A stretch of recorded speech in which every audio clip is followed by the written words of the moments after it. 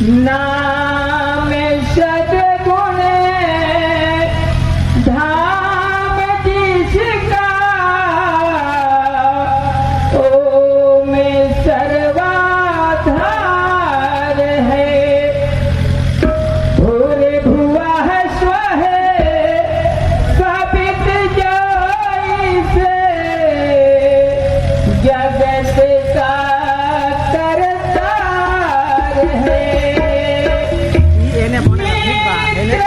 ईश्वर को वरेण्य में देव में नित्य ध्यान दे। जो हमारे बुद्धियों को शुद्ध वैदिक ज्ञान दे। नमो निष्कल रूपाय नमो निष्कल तेज से नमः सकल नाथाय नमस्ते सकलात्मने। नमः प्रणववाक्याय नमः प्रणवलिंगिने नमः सृष्टियादिकर्त्रे च नमः पंचमुखाय ते पंचब्रह्मस्वरूपाय पंचकृत्याय ते नमः। आत्मने ब्रह्मणे तुभ्यमनन्त गुणशाक्तये स्वकालाय कालरूपाय शम्भवे गुरुवे नमः। गुरुर्ब्रह्मा गुरुर्विष्णु गुरुर्देवो महेश्वरः गुरु साक्षात् परं ब्रह्म तस्मै श्री गुरुवे नमः। गुरु गोविंद देव खरे काकेला गोपाय बलिहारी गुरु आपनो जिन गोविंद दियो लखाय। गुरु मूर्ति मुख चंद्रमा सेवक नयन चकोर अष्ट पहरे निरखत रहो गुरु चरण की ओर।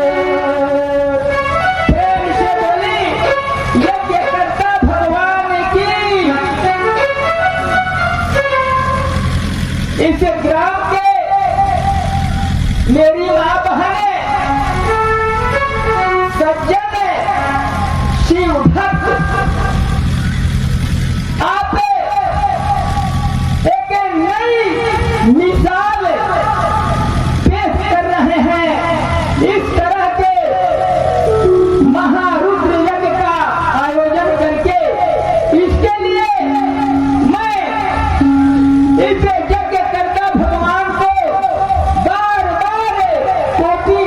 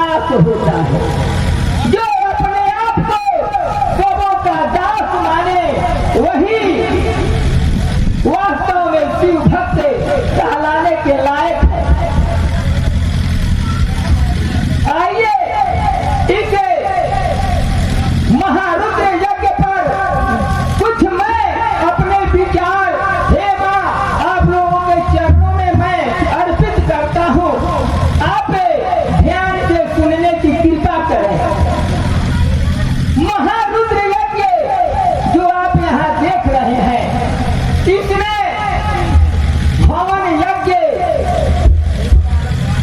जहां से आपको वेदों की वाणी, मंत्र स्तुति के माध्यम से आपके इर्द गिर्द जो वातावरण है उसको पूर्ण रूप से शुद्ध किया जाता है। आपके अंतःकरण की जो मलिनता है, ये हमारे आदरणीय वाद्य कलाकार अपनी धुन से, अपनी कला से आपके हृदय को पवित्र करने का सेवा दे रहे हैं। तो आइए इस महारुद्र यज्ञ में जो शामिल होते हैं उनका जन्मों जन्मों का पाप भूल जाता है। माँ, उनका जन्मों जन्मों का पाप भूल जाता है। यह साक्षात शिव का धाम है, यह शिव का लोक है और इसमें जो बहुत बड़ा भाग्यशाली होगा वही आ पाएगा जिनके ऊपर भगवान शिव की कृपा होगी। बहुत से लोग यज्ञ को, विद्वानों को, ब्रह्मज्ञानी ब्राह्मणों को हे दृष्टि से देखते हैं। वो क्या जाने अध्यात्म क्या चीज है, वो क्या जाने हमारे समाज में इस तरह के ब्रह्मज्ञानी अपने आप को लगा दिए, अपना जीवन इसमें खपा दिए, उन्हें कुछ नहीं मिला, लेकिन वे हमेशा यही चाहे कि मेरा जो समाज है वह है समाज शिवमय बन जाए। उनका हमेशा प्रयास यही होता है कि मेरे समाज के अंदर भाईचारा, प्रेम, सद्भावना जागृत हो। आप जानते हैं यह जो महीना है यह सावन का महीना है। जभी हमारे शिव भक्त मां बहने सावन भर बाबा भोलेनाथ को जल चढ़ाती है। विशेष करके सोमवारी व्रत नहीं भूलती, जो मां प्रतिदिन नहीं सेवा करती है, जल चढ़ाती, वो कम से कम हर सोमवार को नहीं छोड़ती। क्या मेरी माँ, आप इस सबको जानते हैं कि सावन में सोमवार का क्या महत्व है? भगवान भोलेनाथ को सावन का महीना सबसे प्यारा क्यों है? आप इसके बारे में जाने। भोलेनाथ है तो भोलेनाथ ठहरे, लेकिन आपको पता होना चाहिए कि इसी सावन माह में माता पार्वती उस भोलेनाथ को पाने के लिए कठोर से कठोर तप की, और इसी सावन माह में सोमवार के दिन, जो सावन का प्रथम सोमवार दिन होता है, उस दिन मां ने भोलेनाथ का दर्शन की। शिव और पार्वती का मिलन हुआ, लेकिन इसके पहले की कहानी आप जानती हैं। यह कहानी हमें शिक्षा देती है कि पति पत्नी का जो आपसी प्रेम हो, दोनों में सहयोग हो। लेकिन आज हम देखते हैं कि आज के माहौल में, आज के परिप्रेक्ष्य में पति पत्नी के अंदर प्रेम नहीं है। हर परिवार में, सास बहू में, बेटा बेटी में, माँ और बेटे में, पतोह सास में, यानी परिवार में मात्र एक ऊपर से दिखावा रहा। माँ ऊपर से दिखावा है, लेकिन अंदर से तो कटुता भरी हुई है। इसलिए मैं यही कहूँगा कि जब आप शिव के भक्त हैं, मैं देखता हूँ हर गांव की मेरी माँ बहनें खूब शिव चर्चा करती है। क्या आपको शिव चर्चा से कुछ तो ज्ञान होनी चाहिए? आप शिव पार्वती का गुण गाती है माँ, तो शिव पार्वती के समान भी आपके अंदर प्रेम होना चाहिए। पति पत्नी के अंदर वो प्रेम होना चाहिए जो नहीं है। एक दूसरे में टकराव है। क्यों? हम दोनों आदमी धर्म के मर्म को नहीं समझ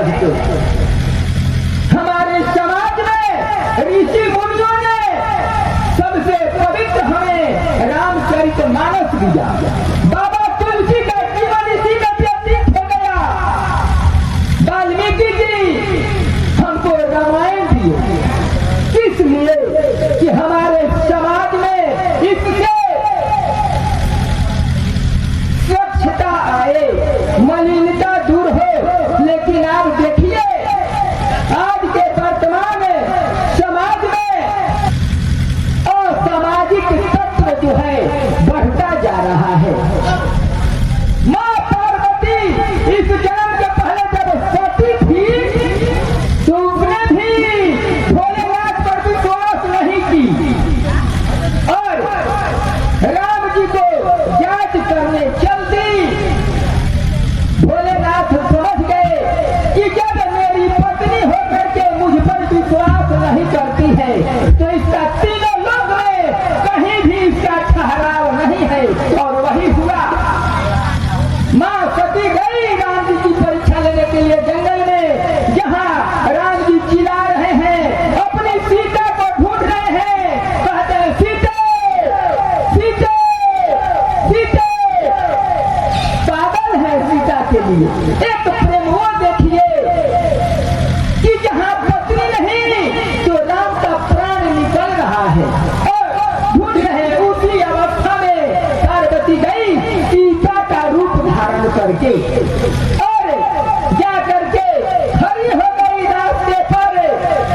रामचंद्र जी समझ गए, बोले रूप तो सीता का है, लेकिन रामचंद्र जी बोले माँ प्रभु कहाँ है। यह सुनते ही सीता के रूप में जो पार्वती है वहाँ अपना तो रूप बदल लिया और उनका शरीर कांपने लगा। अब सोच ली कि मैंने अपने पति के वचनों पर विश्वास नहीं किया और मैं आ गई राम की जांच करने। मैंने बहुत बड़ी भूल कर दी और जब लौटती है तो जिधर जाती है उधर राम सीता यानी उसके चेहरे के सामने जिधर नजर जाए राम सीता। अंत में चक्कर आकर के वहीं मूर्छित होकर धरती पर गिर जाती है। इस दृश्य को भोलेनाथ अपने तीसरे नेत्र से देख रहे हैं कि मेरी सती तो अनर्थ कर दी क्यों कि उसने सीता का रूप धारण कर ली। अब आज से वह सती मेरी पत्नी होकर नहीं रहेगी, अब तो वह सीता स्वरूप मेरी माँ बन गई, माँ। और इधर सती समझती है कि मेरे प्रभु कुछ नहीं जानते हैं। प्रभु का नाम भोलेनाथ है, इसका मतलब कि क्या हम भोलेनाथ से कुछ दगा करें, भोलेनाथ को भ्रम में डाले। जो देवों का देव महादेव, तीनों लोक का स्वामी, जिनके परम सत्ता के अंतर्गत हम श्वास लेते हैं और श्वास छोड़ते हैं, हम उनको धोखा देंगे? असंभव। लेकिन आज का जो मानव है अध्यात्म को एक पाखंड समझता है, उसे पता ही नहीं वो एमए किया, बीए किया, साइंस की पढ़ाई कर रहा है, लेकिन अपनी आन में, अपनी शान में, अपनी योग्यता के अहंकार में वो समझता है कि इस धरती पर परमात्मा नाम की कोई शक्ति नहीं। लेकिन उसे क्या पता कि एक शक्ति है जिसे परम सत्ता कहा जाता है और उस परम सत्ता के इशारे से यह सारा संसार चलता है। वो परम सत्ता जो है उसका मालिक स्वामी स्वयं हमारे प्रभु हैं। तो आप आज घोर कलयुग में भी इस चीज पर, इस शक्ति पर विश्वास करें। माँ नहीं समझी। एक गलती तो यहाँ की कि अपने पति पर विश्वास नहीं की। दूसरी गलती कि जब सभी लोगों के पास न्योता गया कि जब ले आइए और पति के पास इनके पिताजी न्योता नहीं भेजे तो कही कि ना हम अपने पापा के घर जाएंगे, हम बाबूजी के घर जाएंगे, आप मत जाइए। फिर यहाँ पति के बात को सती नहीं मानी। पहली बात तो वहां नहीं मानी। वो बोलते हैं कि राम मेरे प्रभु हैं, नहीं मानी कि जब राम प्रभु हैं तो उन्होंने पहले क्यों नमस्कार कर लिया। शिव जी पहले क्यों नमस्कार किए राम जी को। यह ज्ञान देता है हमें छोटा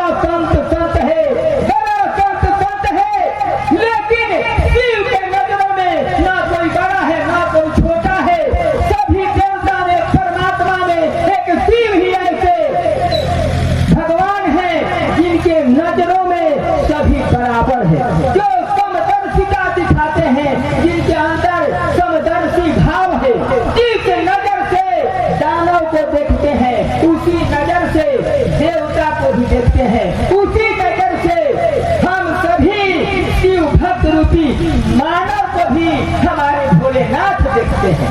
और उस भोलेनाथ के प्रति हमारा कुछ फर्ज नहीं है। सोचिए माँ, हमारा जो हिंदू धर्म का जो संस्कार है वह नष्ट होता जा रहा है।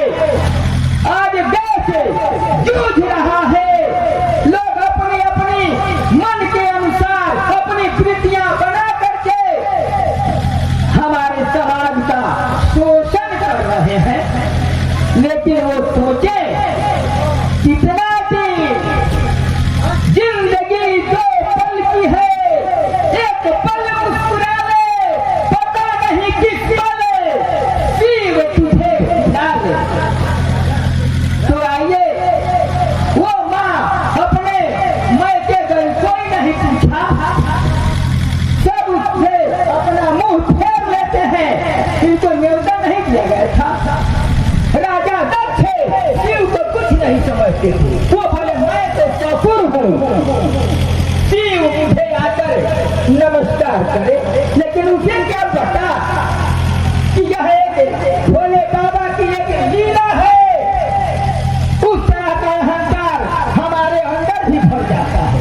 लेकिन एक शिक्षा है कि यदि आपका भी कोई दामाद है, आपकी बेटी है, दामाद है, तो भले वो दामाद आपको सास ससुर समझ के आपके चरणों को नमन करता है, लेकिन मेरी माँ और मेरे बुजुर्ग याद रखें, आप हमेशा अपने दामाद को शिव के समान समझें। वो आपका शिव रूप है। अब यहाँ माँ को किसने नहीं पूछा, माँ हवन कुंड में जल